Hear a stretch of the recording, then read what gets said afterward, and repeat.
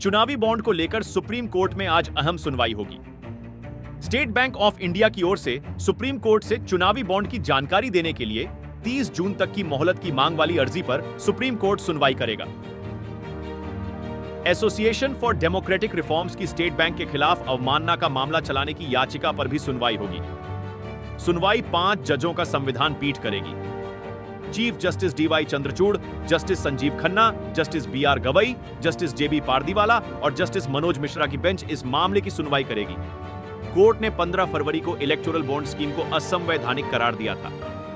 Court ने SBI को 6 मार्च 2024 तक इलेक्टोरल बॉन्ड की जानकारी चुनाव आयोग को देने को कहा था। इसके बाद 13 मार्च तक चुनाव आयोग को इलेक्टोरल बॉन्ड का सारा ब्यौरा सार्वजनिक करना था। इस बीच याचिकाकर्ता एडीआर ने भी सुप्रीम कोर्ट में याचिका दाखिल करके स्टेट बैंक के खिलाफ अवमानना की कार्रवाई की मांग की है। चुनावी बॉन्ड योजना को 15 फरवरी को सुप्रीम कोर्ट ने असंवैधानिक करार दिया था। 5 जजों की संविधान पीठ ने चुनावी बॉन्ड को रद्द कर दिया था।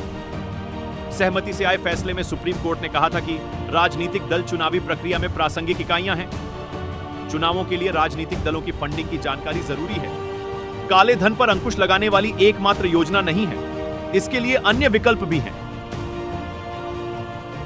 कोर्ट ने फैसले में कहा था कि काले धन पर अंकुश लगाने के उद्देश्य से मतदाताओं के सूचना के अधिकार का उल्लंघन उचित नहीं है। स्वैच्छिक राजनीतिक योगदान का खुलासा न करना भारतीय संविधान के अनुच्छेद 19 यानी बोलने और अभिव्यक्ति की आजादी का उल्लंघन है। लोकतंत्र में मतदाता को सूचना के अधिकार में राजनीतिक फंडिंग के स्रोत को जानने का अधिकार भी शामिल है।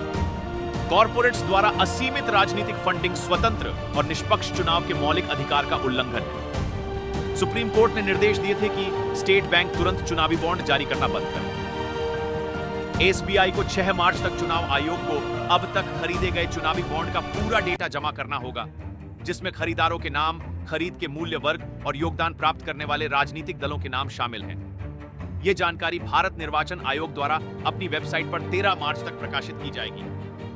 राजनीतिक दलों द्वारा सभी गैर भुगतान किए गए इलेक्टोरल बॉन्ड खरीदारों को वापस कर दिए जाएंगे।